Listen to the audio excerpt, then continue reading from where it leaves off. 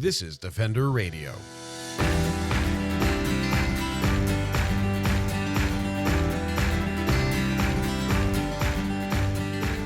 I'm Michael Howie, and this is Defender Radio, the podcast for wildlife advocates and animal lovers, brought to you by the Fur Bearers.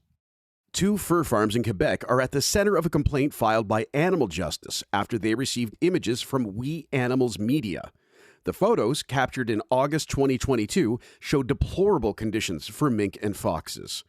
The Montreal SPCA has initiated a call for a ban on fur farming in Quebec and are setting up inherently inhumane fur farms as an election issue in the province's fall campaign. The Montreal SPCA has initiated a call for a ban on fur farming in Quebec and are setting up inherently inhumane fur farms as an issue in the upcoming provincial election there.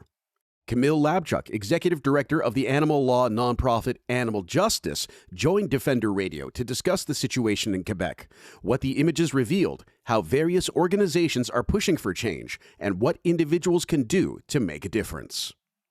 There's a lot to kind of go through here in regards to fur farming and the case in Quebec, but let's start, I think, with what has happened with We Animals Media, the images they obtained in August, and more or less just the last week of activity. We're in the first full week of September right now. Yeah, sure. So it's great to be here, Michael. And we're excited to talk about these new fur farm images from Quebec, which unfortunately are just heartbreaking. We Animals Media, which is a photojournalism agency, which is responsible for covering the human-animal relationship and interactions worldwide, was in the position of being able to obtain these images from 2 Quebec fur farms. Now, it's interesting because there's only 3 fur farms left in that entire province that anyone is aware of. So we now have images from 2 of them, 1 fox farm and 1 mink farm. And what We Animals Media was able to capture through their photojournalists was shocking.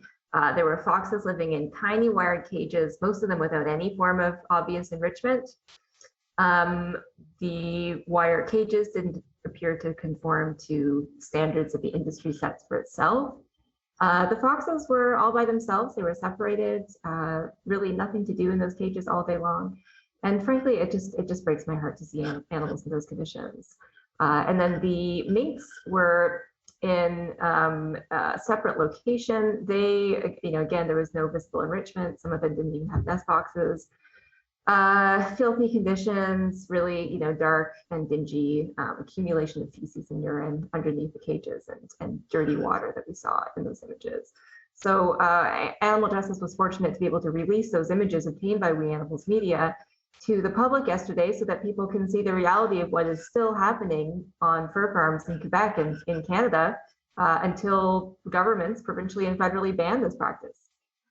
Yeah, looking at the images is always hard, and I don't implore anyone to look at them unless you feel you're able. Something that really caught me too was some of the images you can see the fox's feet from underneath. And this is exactly why you wouldn't use that kind of a steel fabric for the bottom of one of these, is their toe pads. It's very similar to dogs and cats we have in our homes, are just being pressed and squished between those wires constantly. I can't say I'm not a veterinarian or an expert, but it's got to be uncomfortable pretty much all of the time, if not outright painful. Do the standards, so you're speaking of I'll let you say it because I don't have it in front of me and I'll say it wrong. The NVAC standards, though, this is what, in theory, those standards are supposed to create a baseline for all of these animals and all of these situations, but it seems relatively obvious that they haven't. I think that's entirely fair to say, Michael. So yeah, listeners are probably wondering what laws apply to these animals while they're stuck in fur farms. And the answer is that in Quebec, it's similar to in other provinces. And what provincial laws generally say is you can't cause distress to an animal unless you're a farmer or engaged in some other animal industrial activity.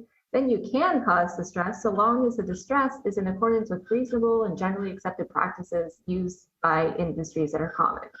So, okay, that means industries get to define what the standards are, which is not great, but how does a member of the public or law enforcement know then what the line is? Well, the answer in many cases is that we look to the industry's own codes. And as you point out, Michael, The National Farm Animal Care Council is an industry-led body that produces these codes, heavy input from producers, mink farmers, fox farmers, and they create codes of practice for how foxes and mink should be treated. And we look to these often to try to figure out what the industry thinks the standards should be. And I think you've identified one of the most pressing problems for these foxes, which is the wire mesh flooring of cages. It doesn't take a rocket scientist to figure out that if some animal with sensitive foot pads is walking on tiny wire mesh and those foot pads are getting caught in it, that's not going to be very comfortable. I mean, it wouldn't be comfortable if you and I walked on, mesh floor that was too big.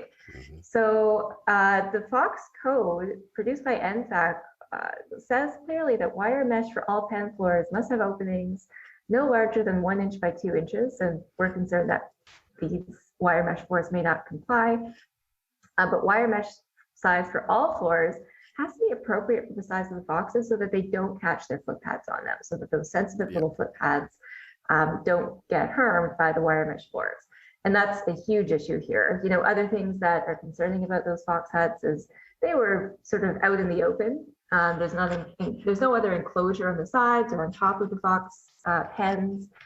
And the code says that they must be protected from the elements, essentially. So escape direct sunlight, rain, snow, and wind, and provide protection during times of severe weather conditions. And I look at those cages and those images, and I don't see how that's possible in those conditions. So we have filed a legal complaint, actually, with 2 provincial agencies tasked with enforcing those laws, and we're asking them to investigate. And I guess one of the questions that will have to be asked is, if these codes are in place and these agencies are there to enforce codes and existing laws, well, I guess not the codes since they're voluntary, I believe, in Quebec. Well, the codes can inform how the law should be interpreted. Okay. So if the law says you can't cause distress except if you're doing it in accordance with industry standards, I think you can look to those codes to figure out what those industry standards are. And in this case, I think it's very possible the industry is not meeting its own standards that it all has agreed to. Yeah, absolutely. Yes, that's why you're the lawyer.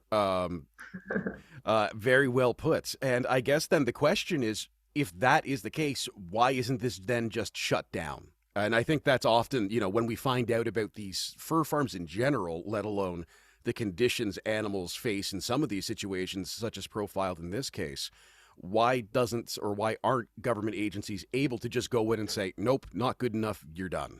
That's a really good question. And I think we need to see more of that, but it starts sometimes with exposure and letting the public get a firsthand glimpse at what's happening in these facilities. Because as you and I both know, they operate largely outside of public scrutiny. It's not like a member of the public can just go ask for a tour of a fur farm. And it's not like they advertise, for people to come and look at these sad animals in tiny cages. So the only way that people can become aware of this and demand the closure of fur farms is through images like those obtained by We Animals Media. So I think that's an appropriate first step. But your question, I think, also hints at the real reluctance of governments to go after industries or do anything that will interfere with profits. Fortunately, we have seen some enforcement in Quebec of laws pertaining to animals on fur farms. In 2016, 2017, the Montreal SPCA, actually that date might be wrong, but it was a number of years ago, the Montreal SPCA investigated a fox farm in Quebec based on a tip, and it found horrible conditions, animals with untreated injuries, some of whom had to be euthanized right away because their suffering was so severe. And they laid charges against that farmer, and he did plead guilty to, I believe, 3 counts of animal cruelty. Despite that, I don't believe there was an arrangement in place where he had to get out of fur farming formally through the courts. And, it's funny because in the case of someone kicking a dog, it would be very common for a court to impose a prohibition order where that person cannot have contact or possession of an animal in the future for a period of time or even forever. Yeah. But when it comes to industries, they don't seem to be subjected to that same level of scrutiny. And it very much seems, as you've indicated, that there's a lot of profit in economics or concern of economics and negative impact on economics in terms of making or creating legislation that would lead to more proactive or effective animal welfare laws. Making it harder to do fur farming, making it harder to keep animals in tiny wire bottom cages would make it harder to make money at doing it, and therefore governments don't want to be responsible for people not making money. in an overly simplistic sense. What can people do then? I mean, we're not going to convince overnight several of our major political parties that animal welfare should trump economics necessarily. But there are opportunities, I believe, for people to voice this concern, not just regarding these fur farms, but in general, about how animals are treated under the law in Canada. Yeah, that's right. And there's a lot of frustration, I think, for people who've been trying to, seek better conditions for animals, seek an end to fur farming. But we're actually reaching a point where starting to see major progress, both in Canada and abroad. And I think you're right that it's going to really depend on citizens to drive this home and finally get a nationwide fur farm ban, which I think is achievable in the next couple of years. So here's some of the good news, despite the bad news that we've been talking about. The good news is that the economic side of things is shifting rapidly. So there's no longer much money to be made in producing fur. That's why we've seen, and very helpfully, your organization, the Fur Bearers, have compiled statistics showing the decline of Canada's domestic fur farm industry. And we saw over 300 fur farms just about a decade ago, and fewer than 100 farms still in operation today as of 2021, possibly even less by now. Quebec used to have dozens of fur farms, and that number has been reduced down by over 90% to 3 fur farms. And this is a trend we're seeing across the country. So because, brands are dropping fur, because it's becoming unfashionable, because people just don't want to wear these cool products, the bottom is really falling out of that market. And that's a very good thing in terms of getting political action, because it becomes less difficult for politicians to regulate or shut down an industry that's just not generating very much money for people. Instead, they can help fur farmers transition to other areas where they're actually going to be able to make more money, which is a win-win situation for people, the government, and of course, for the animals. So one exciting thing right now about Quebec as well, Michael, is that there's a provincial election going on. And Montreal SPCA has already identified an end to fur farming as one of its top 3 election priorities, and they've been calling on parties to commit to that. So it's a really good time for compassionate folks in Quebec to reach out to their members of the National Assembly or candidates in their ridings, to the party leaders, to let them know that this is an election priority for them. And I'm optimistic that that could come to pass. With only 3 farms left in the province, why not? Yeah, you really start doing the math, as you've indicated, and my colleague Aaron has been doing the math, and it really doesn't add up to keep these industries going. Fur has always been a boom-bust industry, always has been, and there is no indication that that would ever change. We've gone through a boom. I think it was 2008 it ended. Roughly, when mink prices were up around 120 per pelt, and now it's down to below 40 again. It's just, it has not recovered from that. And as you've noted, there are so many pieces of information out there. The great work by Animal Justice, We Animals Media, Montreal SPCA, and many other advocacy organizations doing exactly this, showing the truth and talking about it, I think really has had a big impact on people across the country. Yeah, and I'm also, everyone is extremely excited that BC has taken the first steps by banning mink farming province-wide in response to COVID-19 infections on mink farms that could lead to mutations of that virus that could be even more dangerous to humans. So that was a tremendous step too, and thanks largely to the work of folks like you folks and Humane Society International, and of course the efforts of people in government who saw this as a real risk and responded.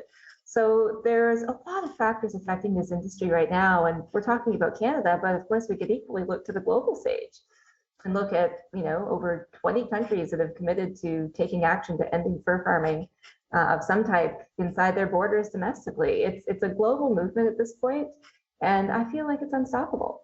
Links to the Animal Justice news release, the We Animals media images, and the Montreal SPCA action for Quebec residents are available in the show notes in your podcast player and in the blog for this episode at defenderradio.com. I want to thank Camille for sharing her time with us and everyone involved for all they're doing for the animals. You can learn more about Animal Justice, their campaigns for animals across Canada, and how to get involved at animaljustice.ca. Until next time, I'm Michael Howie for Defender Radio and the Fur Bearers. Thank you for listening.